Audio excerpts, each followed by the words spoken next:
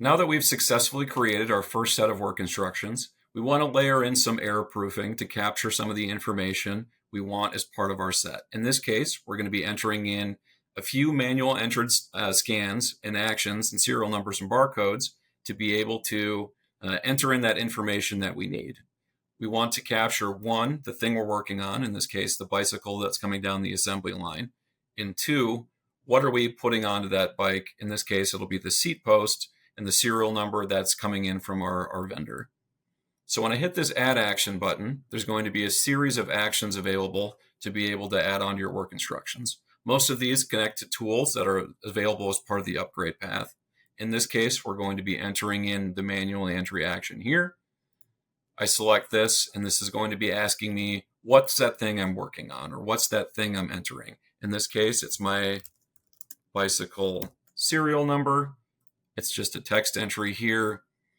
There's this error proofing on top of it that I can say that this must be unique. I want to make sure that this bicycle serial number only exists once, and it's a process serial number. This is the process serial number. It indicates that it is the thing that sequences all of these processes together. So whenever I'm answering the question of what am I working on, or this is the identifying number or variable or scan point, that's the sequence of operations, I'm going to hit this is the process serial number. We can even layer on an expected pattern to be able to error-proof this even further to make sure that we're working on direct inputs as needed. When we talk about the expected pattern here, we can put in regex patterns to be able to error-proof that.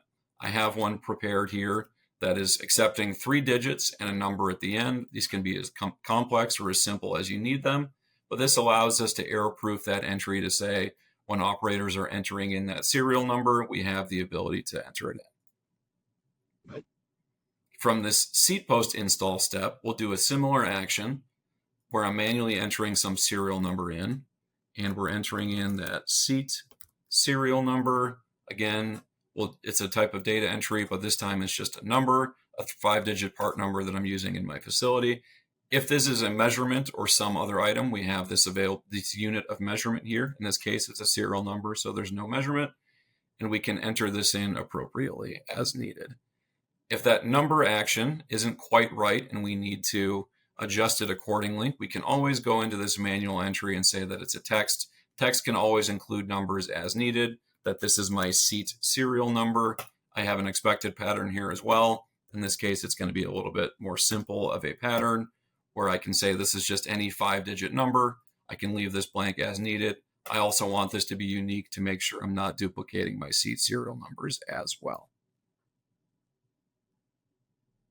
When we talk about our work instruction flow here, now we have a two-step process that is entering the thing we're working on, which is the bicycle, and we're entering in the number of that seat serial number that's being installed to be able to capture that traceable information.